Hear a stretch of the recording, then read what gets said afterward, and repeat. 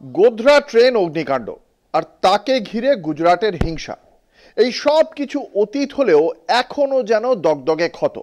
2002 সালের সেই গোধরা ট্রেন অগ্নিকাণ্ড সংক্রান্ত মামলার চূড়ান্ত শুনানি হতে চলেছে আগামী 6 ও 7 মে সুপ্রিম কোর্টে।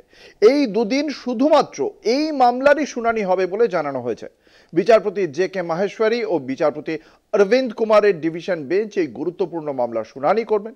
ঘটনাটি 2002 সালের 27 ফেব্রুয়ারি যখন গোধরা স্টেশনে সবরমতী এক্সপ্রেস ট্রেনের কামরায় আগুন লাগিয়ে দেওয়া হয়। অভিযোগ, জীবন্ত পুড়িয়ে মারা হয় 58 জন করসেবককে। 2011 সালে নিম্ন আদালত এই মামলায় 31 জনকে দোষী সাব্যস্ত করে। তারই চূড়ান্ত শুনানি এবার সুপ্রিম কোর্টে।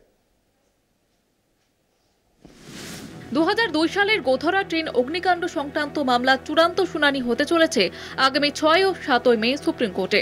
ওই দুদিন শুধুমাত্র এই মামলারই শুনানি হবে বলে জানানো হয়েছে। বিচারপতি জে.কে. মাহেশ্বরী ও বিচারপতি অরবিন্দ কুমারের ডিভিশন বেঞ্চ এই গুরুত্বপূর্ণ মামলার শুনানি করবেন। ঘটনাটি 2002 সালের 27 ফেব্রুয়ারি যখন গোধরা স্টেশনে সবরমতী এক্সপ্রেস ট্রেনের S6 কামরায় আগুন লাগিয়ে দেওয়া হয়। অভিযোগ, ওই কামরায় থাকা 58 জন কর সেবককে জীবন্ত পুড়িয়ে মারা হয়। এই নৃশংস ঘটনার পরপরই রাজ্য জুড়ে দাঙ্গার আগুন ছড়িয়ে পড়ে। 2011 সালে নিম্ন আদালত এই মামলার 31 জনকে দোষী সাব্যস্ত করে। 11 জনকে মৃত্যুদণ্ড এবং 20 জনকে যাবজ্জীবন কারাদণ্ড দেওয়া হয়। তবে 2017 সালে গুজরাট হাইকোর্ট ওই 11 জনের মৃত্যুদণ্ডের রায় পরিবর্তন করে যাবজ্জীবন কারাদণ্ড ঘোষণা করে।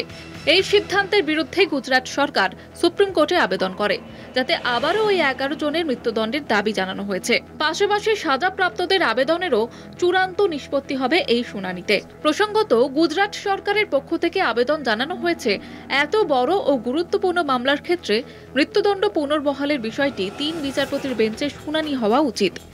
কলকাতা টিভি।